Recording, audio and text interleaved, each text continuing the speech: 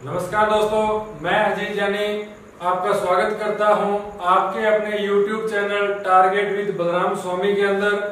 दोस्तों, general science के अंदर अपने टॉपिक स्टार्ट किया था अंतःस्रावी ग्रंथियां, और इसके फर्स्ट पार्ट के अंदर अपने अंतःस्रावी और बहिःस्रावी में डिफरेंस किया था, हार्मोन और एंजाइम में डिफरेंस किया था, और उसके बाद में अपने कुछ ग्रंथियों का कर्म किया था, और एक ग्रंथि अपनी हो गई थी पीनियल ग्रंथि। सेकंड जो ग्रंथि है पीयूष ग्रंथि, उसमें अपने बात की थी कि पीयूष ग्रंथि जो है अंतःस्रावी ग्रंथियों में सबसे छोटी ग्रंथि होती है पीयूष ग्रंथि। सबसे छोटी ग्रंथि पीयूष ग्रंथि होती है, मास्टर ग्रंथि कहलाती है क्योंकि ये अन्य ग्रंथियों पर नियंत्रण करने का काम करती है। पीयूष ग्रंथि जो है उसको कंट्रोल करने का काम आपके मस्तिष्क का एक भाग है हाइपोथैलेमस, वो करता है। इसलिए अपने हाइपोथैलेमस को मास्टर ऑफ मास्टर ग्लैंड बोलते हैं, क्योंकि ये भाग जो है ये पीयूष ग्रंथि को नियंत्रित करता है। अब दोस्तों अपने बात करते हैं कि पीयूष ग्रंथि जो है उससे कौन से हार्मोन निकलते हैं, और पीयूष ग्रंथि जो है वो कितने भागों में डिवाइड होती है। तो पीयूष ग्रंथि जो है दोस्तों वो डिवाइड होती है दो भागों में, यानी पीयूष ग्रंथि के भाग कितने होते हैं? दो भाग। डायग्राम पर आपने ध्यान नहीं देना, क्योंकि कॉम्पिटिटिव एग्जाम के अंदर डायग्राम संरचना आपसे कोई नहीं पूछता। अपने बायो के अंदर जितने भी डायग्राम बनाएंगे सारे काल्पनिक ही बनाएंगे जी। किताब के अंदर जो डायग्राम है वैसा कुछ भी नहीं देखने को मिलेगा यहाँ पर। अब पीयूष ग्रंथि है, पीयूष ग्रंथि के दो भाग बनाने हैं अपने को। तो ये लो जी, ये आपकी पीयूष ग्रंथि, और ये लो दो भाग, ये आपकी पीयूष ग्रंथि है। अब इसके दो भाग हो गए, ये इसका अग्र भाग है और ये इसका पश्च भाग है। अगर पश्च एक आगे का भाग है, पीछे का भाग है जी, दो भाग है। अब दो भाग क्यों बनाए हैं वो भी समझ आएगा आपको कि पीयूष ग्रंथि के दो भाग होते हैं, एक अग्र भाग और एक पश्च भाग। अब इसमें क्या होता है, सबसे पहले अपने बात की थी कि hypothalamus master of master gland कहलाता है। तो इस ग्रंथि में क्या होता है कि इसका जो पश्च भाग जो होता है, पश्च भाग इंपॉर्टेंट बात है कि इस ग्रंथि का जो पश्च भाग होता है, जो पीछे का जो भाग होता है, उससे जो हार्मोन निकलते हैं उनको नाम देते हैं कि अपने न्यूरो हार्मोन, उनको नाम देते हैं न्यूरो हार्मोन। और इसके अग्र भाग से जो हार्मोन निकलते हैं उनको अपने नाम देते हैं हार्मोन, क्योंकि अंतःस्रावी ग्रंथियां जो है वो जो केमिकल निकालती हैं वो हार्मोन कहलाते हैं। लेकिन इसके अंदर जो पश्च जो भाग है उससे जो हार्मोन निकलता है उसको न्यूरो हार्मोन बोलते हैं। क्यों बोलते हैं? क्योंकि पश्च भाग से जो हार्मोन निकलते हैं उनका निर्माण करने का जो काम होता है, यानी पश्च जो इसका भाग है उससे जो हार्मोन निकलते हैं जिनको न्यूरो हार्मोन बोलते हैं, उनका जो निर्माण होता है वो निर्माण किया जाता है हाइपोथैलेमस के द्वारा, यानी जिसको मास्टर ऑफ मास्टर ग्लैंड बोला जाता है, वो इन हार्मोन का निर्माण करता है। और इनका स्त्रावन करने का काम जो है वो आपके पास करता है पीयूष ग्रंथि का पश्च भाग, इसलिए इसको नाम दे दिया न्यूरो हार्मोन। और इसका जो अग्र भाग जो होता है उससे जो हार्मोन निकलते हैं उनका निर्माण भी ये करती है पीयूष ग्रंथि, और उनका स्त्रावन करने का काम भी कौन करती है? पीयूष ग्रंथि ही करती है। इस कारण से अग्र भाग से निर्माण भी ये करेगा और स्त्रावन भी यही करेगा, जबकि पश्च भाग से क्या होगा? निर्माण तो करेगा हाइपोथैलेमस, लेकिन स्त्रावन कौन करेगा? आपकी पीयूष ग्रंथि। इसलिए अपने क्या करेंगे कि ये जो है इसको न्यूरो हार्मोन नाम दे दिया और इसको नाम दे दिया अपने हार्मोन। ये सिर्फ डिफरेंस करने के लिए नाम अलग अलग दिए हैं, न्यूरो हार्मोन और हार्मोन। अब अपने बात करेंगे कि इसके अंदर पश्च जो है यानी न्यूरो हार्मोन कौन से होते हैं और हार्मोन कौन से होते हैं। ये अगर अपने देखें तो न्यूरो हार्मोन जो है इनके अंदर सबसे पहले जो बात आती है, सबसे पहले जो बात आती है न्यूरो हार्मोन के अंदर, वहां बात आती है आपकी वृद्धि हार्मोन की, वहां बात आती है वृद्धि हार्मोन की। यानी ये जो हार्मोन है, ये हार्मोन जो है वृद्धि हार्मोन, नाम से ही स्पष्ट है, वृद्धि का मतलब ग्रोथ करना। यानी वृद्धि हार्मोन जो है ये ऐसा हार्मोन होता है जो क्या काम करता है, अपने शरीर की जो हाइट जो होती है उसको कंट्रोल करने का काम करता है वृद्धि हार्मोन। इसमें क्या होगा कि ये हार्मोन अगर ज्यादा मात्रा में निकलेगा तो व्यक्ति की हाइट लंबी होगी, अगर कम मात्रा में निकलेगा तो व्यक्ति की हाइट भी क्या होगी, कम होगी। ये पहला हार्मोन है जो वृद्धि हार्मोन कहलाता है। अब अगर अपने नेक्स्ट देखें तो यहाँ पर दूसरा जो हार्मोन निकलता है वो यहाँ पर निकलता है एडीएच हार्मोन। एडीएच हार्मोन यानी फुल फॉर्म अगर इसकी देखें तो इसका नाम होता है anti diuretic hormone. Anti diuretic hormone, इसका काम क्या होता है, इसका जो नाम है उसी से इसका काम स्पष्ट होता है।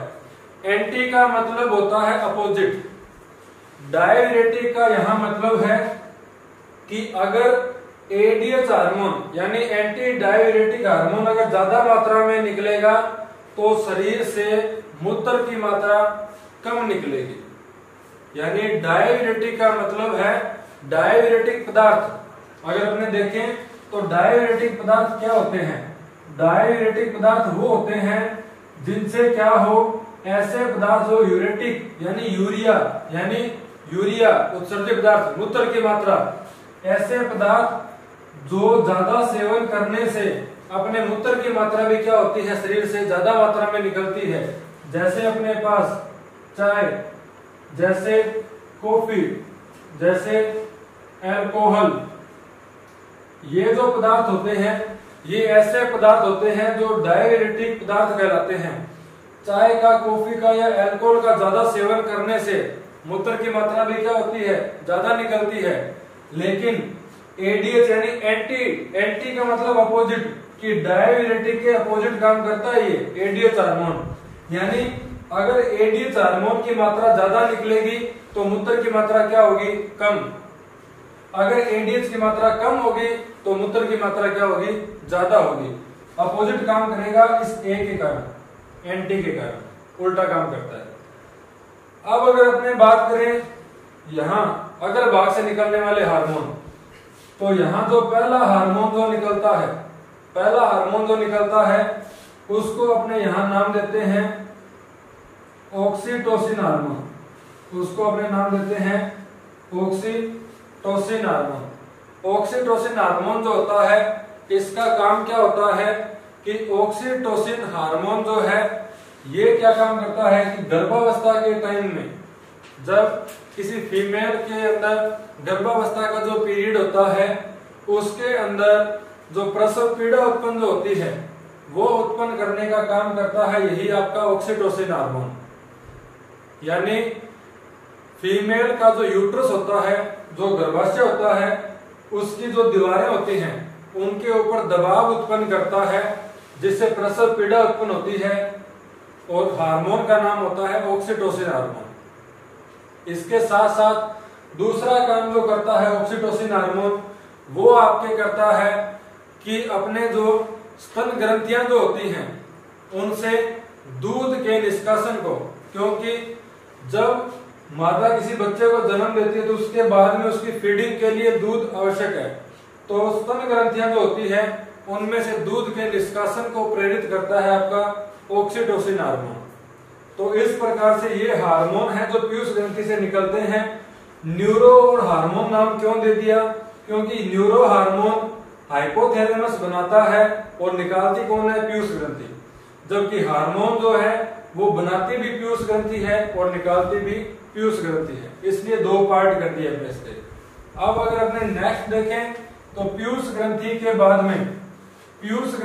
बाद में नेक्स्ट जो ग्रंथि है उसकी अगर अपने बात करें तो 3 नंबर ग्रंथि अपने की थी जिसका नाम था पैराथायराइड। उसकी पोजीशन थी मनुष्य के गले के अंदर। इस ग्रंथि को समझने के लिए मैं आपको पैराथायराइड और थायराइड दोनों ग्रंथियां एक साथ करवाऊंगा जी, दोनों ग्रंथियां एक साथ। उसका रीजन अभी पता लगेगा। 3 नंबर है पैराथायराइड ग्रंथि और 4 नंबर यहां पर अपने पास है थायराइड ग्रंथि। 4 नंबर अपने पास है थायराइड ग्रंथि। इसमें क्या होता है, ये दोनों ग्रंथियां जो हैं ये दोनों ही गले के अंदर पाई जाती हैं। पहली जो दोनों ग्रंथियां हैं वो सिर के अंदर थी। नेक्स्ट जो दोनों ग्रंथियां हैं ये अपने पाई जाती है गले के अंदर। अब इसमें क्या होता है, ये आपकी थायराइड ग्रंथि है जी, ये लो जी, ये आपकी थायराइड ग्रंथि है। थायराइड ग्रंथि जो होती है ये गले के अंदर पाई जाती है। एच आकार की ग्रंथि होती है, ये जैसे इंग्लिश का एच होता है उस आकार की ग्रंथि है जो अपने गले के अंदर पाई जाती है। ये थायराइड ग्रंथि का डायग्राम है। अब बात करनी है अपने पैराथायराइड की, तो पैराथायराइड भी क्या होती है, इसी के ऊपर स्थित होती है। पैराथायराइड इसी थायराइड ग्रंथि के ऊपर स्थित होने के कारण ये जो चारों कोने हैं इस एच आकार की थायराइड ग्रंथि के जो चारों कोने होते हैं इन चारों कोनों के ऊपर पाई जाती है आपकी थायराइड ग्रंथि। थायराइड ग्रंथि की संख्या 1, 2, 3 और 4। एच आकार की थायराइड ग्रंथि के चारों कोनों पर पोजीशन होती है पैराथायराइड की। पैराथायराइड ग्रंथि से निकलने वाला जो हार्मोन है वो अपने पास होता है पैराथार्मोन।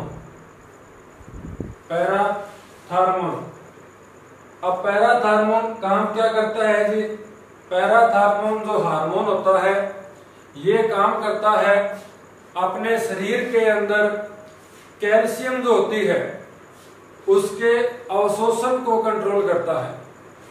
पैराथार्मोन का काम होता है शरीर में कैल्शियम के लेवल को नियंत्रण करना। कैल्शियम का जो स्तर होता है उसको कंट्रोल करने का काम करती है आपकी पैराथायराइड ग्रंथि। अब कैसे काम करती है जी, अगर पैराथार्मोन हार्मोन ज्यादा मात्रा में निकलेगा तो उस कंडीशन में क्या होगा, अपने शरीर के अंदर जो ब्लड है उसके अंदर कैल्शियम का लेवल बढ़ जाता है। यानी पैराथार्मोन हार्मोन अगर ज्यादा निकलेगा तो कैल्शियम भी ज्यादा होगी, कहां, ब्लड के अंदर। अगर पैराथार्मोन कम निकलेगा तो अपने शरीर के अंदर कैल्शियम का लेवल भी कम होगा, कहां, ब्लड के अंदर। तो लेवल कम और ज्यादा कैसे होगा, कैल्शियम से मिलकर बनी होती है मनुष्य की हड्डियां। तो पैराथार्मोन हार्मोन जो है उसका लेवल ज्यादा और कम जो होगा वो इन्हीं हड्डियों से होगा कि हड्डियों से कैल्शियम ले लेगा और हड्डियों को कैल्शियम दे देगा।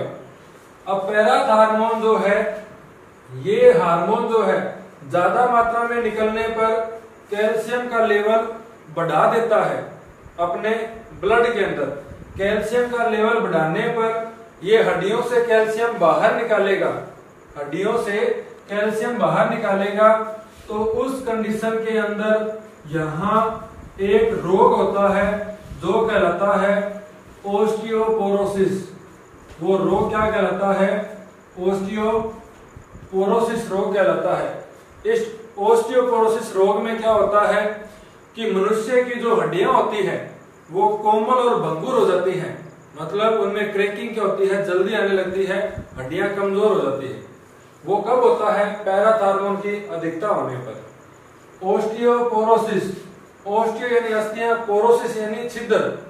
तो ये रोग जो है ये अस्थि छिद्रता भी कहलाता है, अस्थि छिद्रता रोग भी कहलाता है। हड्डियों के अंदर छिद्र हो जाना जिससे हड्डियां क्या होती है, कमजोर होने लगती है। किस कंडीशन के अंदर, पैराथार्मोन की अधिकता होने पर। सेकंड, जब पैराथार्मोन कम मात्रा में निकलेगा तो क्या होगा, ये कैल्शियम का लेवल ब्लड के अंदर कम होने लगेगा और ज्यादा होने लगेगा कहाँ, हड्डियों के अंदर। उस समय जो रोग होता है वो रोग कहलाता है टिटेनी रोग। वो जो रोग है वो टिटेनी रोग कहलाता है।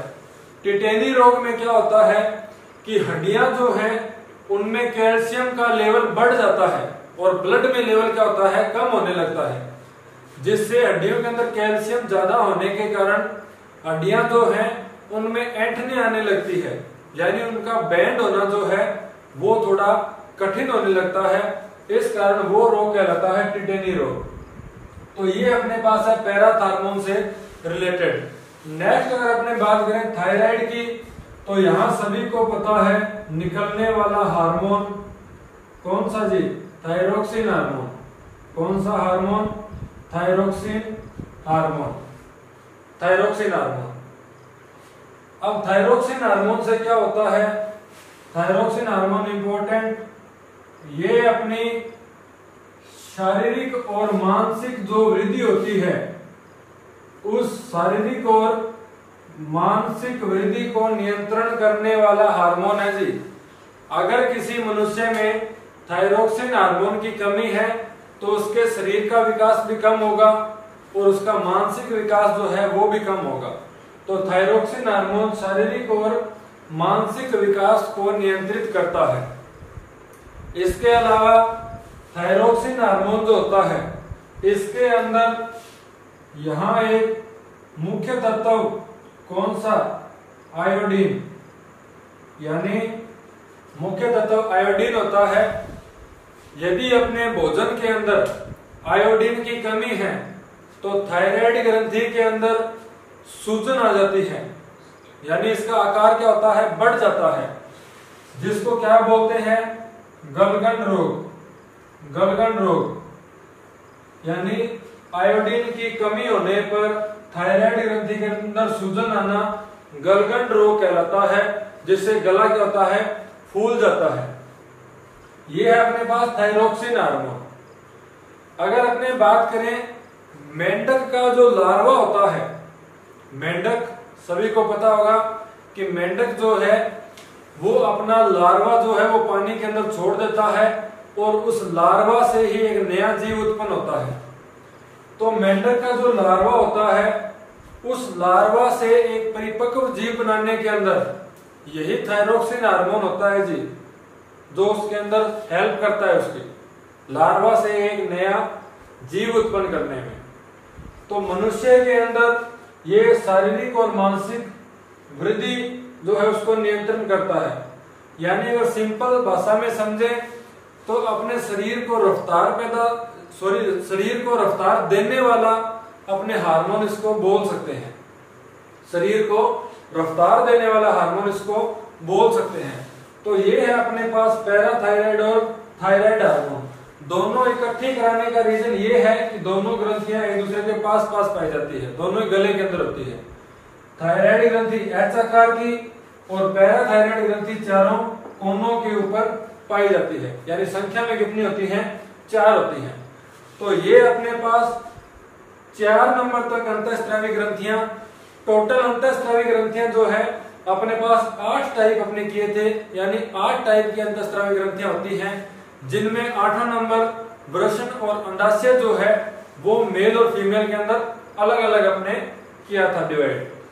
तो उसी जिस क्रम में अपने याद किया था उसी क्रम के अंदर अपने इनकी डिटेल करते हैं। तो 4 नंबर ग्रंथि तक अपने कंप्लीट कर लिया इस वीडियो के अंदर।